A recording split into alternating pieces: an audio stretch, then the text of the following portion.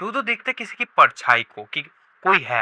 सो भाई लोग, गाचिया गोता का एपिसोड नंबर 10 आ चुका है और लिटरली इस वाले एपिसोड के अंदर बहुत ज्यादा माल मसाला और साथ ही साथ एक नया कैरेक्टर जिसको हम देखने वाले हैं। सो एपिसोड के स्टार्टिंग में हम देखते हैं जहाँ पे अपने रूदो के मुंह के ऊपर रैमलिन ने अपने पेन से कुछ अजीब सा ड्राइंग कर दिया जिससे रूदो बहुत ही ज्यादा दिखने में फनी लग रहा है और इसी कारण वहाँ पे थोड़ा गर्मा माहौल हो रखा है कि रूदो उसके ऊपर चटा हुआ है। और साइड में जहाँ पे मेयर और एंजिन बात कर रहे होते हैं अबाउट रैमलिन और कितने ज्यादा स्पेल कास्टर अब तो हो चुके हैं, जहाँ पे मेयर बताते हैं कि अब तक 6 स्पेल कास्टर हो चुके हैं विद रैमलिन, और जहाँ पे रैमलिन को बताया जाता है क्या है नहीं है। और रैमलिन भी वहाँ पे कुछ चीजें बताती हैं कि मैं भी अगर कहीं बाहर ड्राइंग करने जाती हूँ तो मुझे परमिशन चाहिए होता है। इसका मतलब अगर मैं विदाउट किसी के परमिशन के अगर इसके ऊपर ड्रॉ करूँ तो वो अप्लाई नहीं होता या फिर वो चीज काम नहीं करती। इसका मतलब अगर रूदो के ऊपर उसे ड्राइंग करना है कि उसे बैरियर इसे प्रोटेक्टर देना है तो रूदो का परमिशन चाहिए होगा। और वहां पर उन्हीं के बीच में एंजिन अपनी रैमलिन को बताता है कि इसका मतलब तुम लोगों की पावर, मतलब जितने भी स्पेल कास्टर है सबकी सोच और पावर एक जैसी होती है, मतलब तुम सब सेम हो। तो वहां पे रैमलिन बताती कि नहीं, हम सेम नहीं है। मतलब जब हम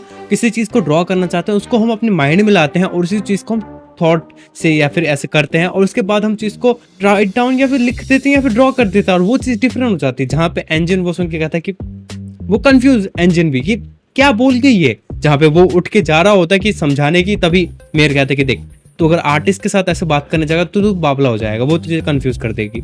और अगले सीन में हम देखते हैं जहाँ पे रैमलिन उस वाइटल इंस्ट्रूमेंट यानी उस पेन को एक टैटू डिवाइस में कन्वर्ट कर देती है जिससे हम टैटू बना पाते हैं। और एंजिन और मेयर भी देख के हैरान हो जाते हैं, तूने तो अगली बार इसे पेन के रूप में डाला था ना, एक ब्रूस के रूप में। तो वो कहते हैं कि हाँ मैं डाला था, बट जब मेरी मर्जी होती है मैं इसको किसी भी तरह के उसमें डाल सकती हूँ जिससे मैं किसी आर्ट फॉर्म को क्रिएट कर सकूँ या फिर किसी आर्ट को बना सकूँ, जैसे एक टैटू डिवाइस या फिर ब्रश या फिर स्केच पेन। ऐसी चीजों को मैं क्रिएट कर सकती हूँ इस एक चीज से। तो जहाँ पे रूदो कहता है कि नहीं, मेरे ऊपर परमानेंट कोई वो मत बना टैटू से, चुपचाप मार्कर से बना, ये मजाक नहीं हो रहा। तो वो फिर कहते हैं कि ठीक है चलो मैं मार्कर से ही बना देती हूँ। और अगले सीन में हम देखते हैं जहाँ पे रैमलिन ने रूदो के ऊपर अपना स्पेल कास्ट कर दिया, बट अकेले रूदो के ऊपर नहीं, उसने सभी अपने जो क्लीनर्स है उनके ऊपर किया है। और ये बार बार करना पड़ता है बिकॉज मतलब अगर ये तुम्हारे ऊपर स्पेल कास्ट किया गया बट अगर तुम नहाते हो या फिर पानी में गिरते हो तो ये हट जाएगा, मतलब मिट जाएगा, तो तुम्हें फिर से करना पड़ेगा। और हम देखते हैं जहाँ पे एंजिन और अपना मेयर बात करते हुए आते हैं कि सॉरी ये सब तो झेलना पड़ा ये सब, और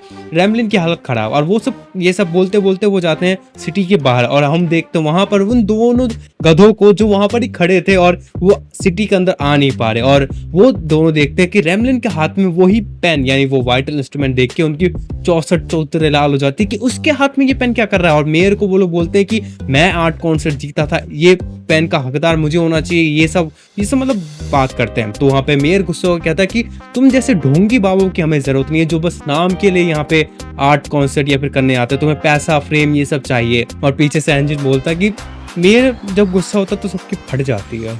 और अगले सीन में हम देखते हैं जहाँ पे एंजिन अपनी थार लेके चला आता है और मेयर को बताता है कि चलो ठीक है हम बाद में मिलते हैं, हमें राय प्यार के फिर मिलेंगे, चलते। ये फंस गया। तो वहाँ पे रूदो भी रैमलिन को कहता है कि चलो फिर मिलेंगे और थैंक यू ये सब देखने के लिए, ये सब मतलब वो लोग गेट टुगेदर करते हैं और फिर वो निकल जाते हैं। और अगले सीन में गाड़ी के अंदर रूदो बोलता है कि क्या हम क्लीनर्स वापस जा रहे हैं, मतलब क्लीनर्स ऑफिस। तो वहाँ पे एंजिन कहता है कि हाँ तेरा फुल मास्क लेने, बिकॉज जब तक तू वो नहीं लेगा तब तक तू नो मैंस लैंड में सांस नहीं ले सकता, तो वो जरूरी है। तो वहाँ पे एंजिन बोलता है कि ठीक है, बट उससे पहले एंजिन रूदो को लेके जाता है एक गार्बेज के वहां पे जहाँ पे बहुत सारी चीजें पड़ी हुई हो, लाइक रेडियो, लाइट, कंप्यूटर, ये सब चीजें। और रूदो उनको देख के कहता है कि भाई मैं कहाँ आ गया। वो एंजिन की पूरी बातें ना सुन के वहां पे जाके बीनने लगता है उन सारी चीजों को, टूटी फूटी कवारे। लाइक मुझे भी ये पसंद है, लिटरली मैं भी अपने दोस्त के साथ गया था कंप्यूटर तबाह करने, आई होप बताया मैंने तुम्हें, कवारे वाले। और उन्हीं के बीच में हम देखते हैं कि एक टीवी रहता है ऊपर और उस टीवी के अंदर शायद अपना ज़ोडियल टाइकून होता है या फिर कौन, जिसने पूरे के पूरे वॉचमैन सीरीज के गियर्स पहने हुए। और अगले सीन में हम देखते हैं जहाँ पे अपने सारे मेंबर्स यानी क्लीनर्स के वो पहुंच चुके हैं अपने क्लीनर्स HQ। और वहां पे पहुंचते वो देखते हैं कि एक बंदा पागल जैसा फुदक रहा और कह रहा है कि मैंने कर दिया, मैंने हिला के निकाल लिया। हम देखते हैं अगस्त को, मतलब अपना एंजिन रूदो को बताता है कि ये है अगस्त, ठीक है, और ये बनाता है अपने क्लीनर्स के सारे गियर। यानी हमने जो एपिसोड 9 में देखा था जो बंदा काम कर रहा था और एंजिन और अपना क्रिस देख रहा था, वो यही बंदा था, ठीक है, और ये काम कर रहा था वहां पे। तो वो फुदक फुदक के बोलता है कि मैंने रूदो का मास्क बना लिया। तो वो कहता है वहां पे एक पॉइंट पे कि मैं रूदो से मिल नहीं पाया था, तो रूदो जब सो रहा था तो मैंने उसका माप ले लिया, मतलब उसके मेजरमेंट ले लिए। तो रूदो सुन के कहता है कि तूने कैसे मेरे वो ले लिया। तो वो कहता है कि तेरे घर का दरवाजा खुला हुआ था रात के टाइम, तो मैंने ले लिया। अपनी रियो कहती है कि वाह ये तो बहुत ही कमाल की बात है, वैसे रुदो को सोते हुए देखना ये बहुत ही कमाल की बात है बिकॉज वो सोता नहीं है उतना, तो लकी है। अजांका बोलता है कि एक मिनट रियो, तुझे ये सब कैसे पता, तू उस पे नजर रखी रही है, स्टॉकर।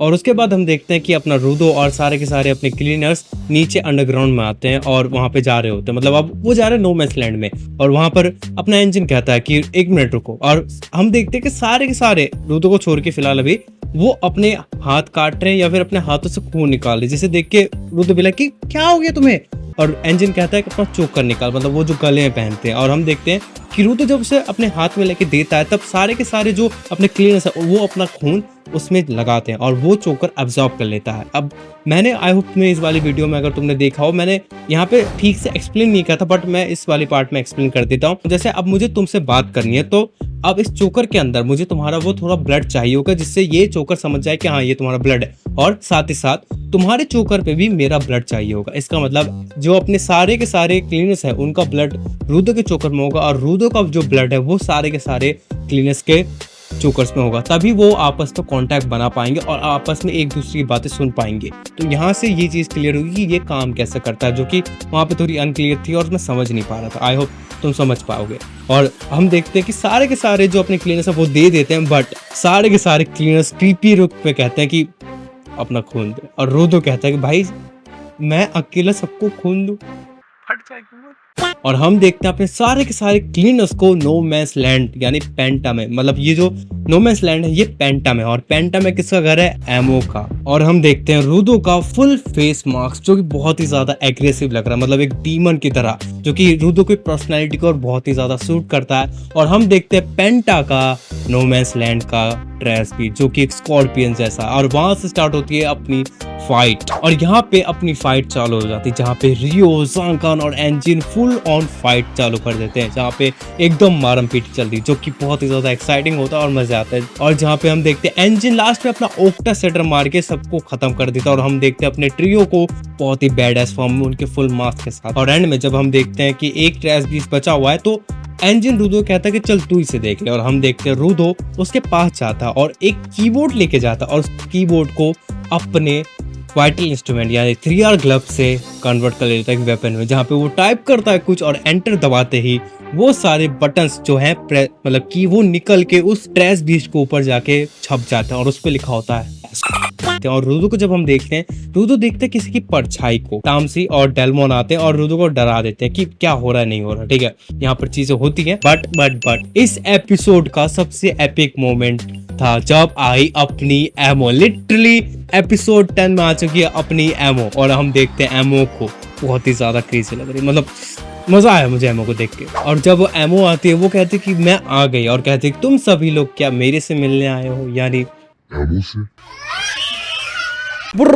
और हम देखते हैं एमो के मुंह में, मतलब उसके मुंह में कोई भी मास्क नहीं है, मतलब वो बिना मास्क के वो नो मैंस लैंड में कैसे है। मतलब अगर यहाँ पे अगर कोई नॉर्मल क्लीनर अगर ऐसे आए उसकी फटके चौसठ हो जाए। डेलमोन और तामसी भी दिख के कि ये कब से यहाँ पे खड़ी है और विदाउट मास्क के। भाई एमो क्रेजी है, और क्या लग रही है एमो, उसके रूप को देखो तुम एक बार, मैं फिदा हो गया। और रुदो वहां पर सोचता है कि क्या सच में ये यही है, पर उसके पीछे से ही एंजिन कहता है कि क्या तुझे लगता है कि क्या सच में ये वही है। हाँ एंजिन ये वही है, ये वही है नो मैंस लैंड की एमो जो जिसे तुम ढूंढ रहे हो, जो लौंडे को तुम ढूंढ रहे हो। और जहाँ पे एंजिन ये बात करते कहता है कि मुझे लगता नहीं कि ये वही, और मुझे लगता नहीं कि इतनी इजीली हमें वो मिल जाएगी, शायद हमें इससे रास्ता पूछना चाहिए। और रियो एंजिन के मुंह से ये सुनते ही डायरेक्ट अपना हाथ उठाए कहते कि ओए क्या तू वही है जिसने पेड़ से लोगों को ग्राउंड में आते हुए देखा। एमो कहते कि हाँ मैं वही हूँ, और एंजिन कहता है कि जरा तमीज से ऐसे नहीं, बट रियो कहते देखा ये वही है, तो बात करना सीख एंजिन, तो आता नहीं है। तो जहाँ पे हम देखते हैं कि एमो जो अपनी एमो है वो सबको ऑफर करती है कि चलो मेरे घर चलो, और हमें पता है घर पे क्या होगा। तो वहाँ पे रियो कहती है कि क्या मैं अकेले जाकर उससे बात करूँ, तो वहाँ पे एंजिन कहता है कि नहीं हम साथ में जाके बात करेंगे और देखेंगे क्या है, अगर कुछ लफड़ा हुआ तो हम मिटाएंगे बात करके, बट अगर फिर भी लड़ना पड़े तो मैं उसे हैंडल करूंगा। अगले ही सीन में हम देखते हैं एंजिन पूरा अनकॉन्शियस हो रखा और वो गिर जाता है, और हम देखते हैं एमो को जहाँ पे रुदो की पूरी फटके चौसठ हो रखी है कि क्या हो गया और कैसे हो गया। एमो की बूट करते क्या, और वो कितने ही ज्यादा मैनिपुलेट करते हैं तुम्हारे साथ, और तुम्हारे